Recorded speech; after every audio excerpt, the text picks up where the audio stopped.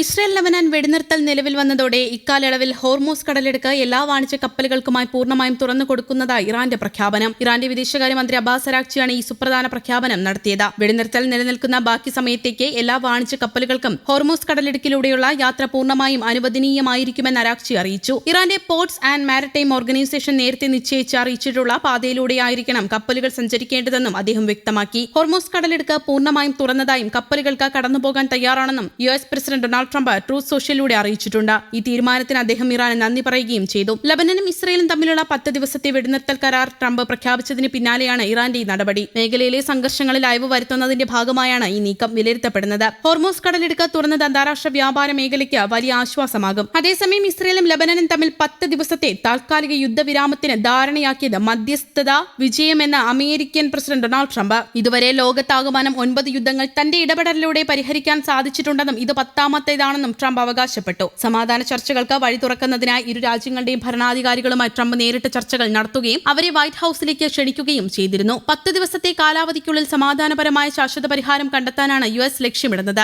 ലബനനിലെ ഹിസ്ബുള്ളയെ നിശേഷം ഇല്ലാതാക്കണമെന്ന നിബന്ധന ഇസ്രയേൽ മുന്നോട്ട് വച്ചിട്ടുണ്ട്. അതേസമയം ഇസ്രയേൽ സൈന്യം തങ്ങളുടെ മണ്ണിൽ തുടരുന്നത് അംഗീകരിക്കില്ലെന്ന നിലപാടിലാണ് ഹിസ്ബുള്ള. മേഖലയിൽ ശാശ്വതമായ സ്ഥിരത ഉറപ്പാക്കാൻ ഈ 10 ദിവസം നിർണായകമാകുമെന്നാണ് വിദഗ്ധർ ചൂണ്ടിക്കാട്ടുന്നത്. Lebanon president Joseph Aoun, Israel പ്രധാനമന്ത്രി ബെഞ്ചമിൻ നെതന്യാഹു എന്നിവരുമായി നടത്തിയ സംഭാഷണങ്ങൾക്ക് പിന്നാലെയാണ് അപൂർവമായ ഈ നയതന്ത്ര നേട്ടം കൈവരിക്കാനായതെന്നാണ് ട്രംപ് തന്റെ സോഷ്യൽ മീഡിയ പ്ലാറ്റ്ഫോമായ ട്രൂത്ത് സോഷ്യലിൽ കുറിച്ചിരിക്കുന്നത്. ഇരുപക്ഷവും തമ്മിലുള്ള സമാധാന പ്രക്രിയയുടെ ആദ്യ ചുവടുവയ്പായാണ് അദ്ദേഹം ഇതിനെ വിശേഷിപ്പിച്ചത്. ലോകമെമ്പാടുമുള്ള 9 യുദ്ധങ്ങൾ പരിഹരിക്കാൻ എനിക്ക് സാധിച്ചു എന്നത് ഒരു ബഹുമതിയാണ്. ഇത് എന്റെ 10ാമത്തെ ദൌത്യമായിരിക്കും. അതിനാൽ നമുക്കിത് പൂർത്തിയാക്കാമെന്നും ട്രംപ് കുറിച്ചു. ഇസ്രയേലിന്റെയും ലബനന്റെയും പ്രതിനിധികൾ ഈ ആഴ്ച ആദ്യം വാഷിംഗ്ടണിൽ കൂടിക്കാഴ്ച നടത്തിയതായും അദ്ദേഹം വെളിപ്പെടുത്തി. കഴിഞ്ഞ 34 വർഷത്തിനിടയിലെ ഇത്തരത്തിലുള്ള ആദ്യ കൂടിക്കാഴ്ചയായിരുന്നു ഇത്. യുഎസ് സ്റ്റേറ്റ് സെക്രട്ടറി മാർക്കോ റൂബിയോയുടെ സാന്നിധ്യത്തിലാണ് ചർച്ചകൾ നടന്നത്. ബഹുമാന്യനായ പ്രസിഡന്റ് ജോസഫ് ഔണുമായി പ്രധാനമന്ത്രി ബെഞ്ചമിൻ നെതന്യാഹുവുമായി ഞാൻ മികച്ച രീതിയിൽ സംഭാഷണങ്ങൾ നടത്തി. ഈ ചർച്ചകൾ ഇരു രാജ്യങ്ങൾക്കുമിടയിൽ സമാധാനം കൈവരിക്കുന്നതിനുള്ള ചുവടുവയ്പാണ്. സുസ്ഥിരമായ ഒരു കരാർ ഉറപ്പാക്കുന്നതിനായി vice president JD Vance, secretary Rubio, joint chief of staff chairman Dan Caine എന്നിവരെ ചുമതലപ്പെടുത്തിയിട്ടുണ്ട് എന്നും അദ്ദേഹം പോസ്റ്റിൽ വ്യക്തമാക്കി. ട്രംപുമായി സംസാരിച്ചതായി ലബനൻ പ്രസിഡന്റ് ജോസഫ് ഔൺ എക്സിലൂടെ അറിയിച്ചു. ലബനനിൽ വെടിനിർത്തൽ ഉറപ്പാക്കാനും മേഖലയിൽ സുസ്ഥിരമായ സമാധാനത്തിനും സ്ഥിരതയ്ക്കുമായി ട്രംപ് നടത്തുന്ന ശ്രമങ്ങൾക്കും അദ്ദേഹം നന്ദി അറിയിച്ചു. അതേസമയം സാഹചര്യങ്ങളിൽ വ്യക്തത വരുന്നത് വരെ പൗരന്മാരോട് സ്വന്തം ഗ്രാമങ്ങളിലേക്ക് മടങ്ങുന്നതിന് കാത്തിരിക്കണമെന്ന് ലബനൻ പാർലമെന്റ് സ്പീക്കർ അറിയിച്ചു. എന്നാൽ ലബനൻ മണ്ണിൽ ഇസ്രയേൽ സൈന്യം തുടരുന്നത് പ്രതിരോധിക്കാനുള്ള അവകാശം ലബനനും അവിടുത്തെ ജനങ്ങൾക്കുമുണ്ടെന്നാണ് ഹിസ്ബുള്ളയുടെ നിലപാട്. മാത്രമല്ല, രാജ്യത്തിനുള്ളിൽ ഇസ്രയേലിന് സ്വതന്ത്രമായി നീങ്ങാൻ അനുവാദം നൽകുന്നതാകരുത് വെടിനിർത്തലെന്നും അവർ ഊന്നിപ്പറഞ്ഞു. നിർദ്ദിഷ്ട വെടിനിർത്തലിനോടുള്ള തങ്ങളുടെ ആദ്യ പ്രതികരണത്തിൽ തങ്ങളുടെ സ്വീകാര്യത നിലവിലെ സാഹചര്യങ്ങളെ ആശ്രയിച്ചിരിക്കുമെന്നാണ് ഹിസ്ബുള്ള വ്യക്തമാക്കുന്നത്.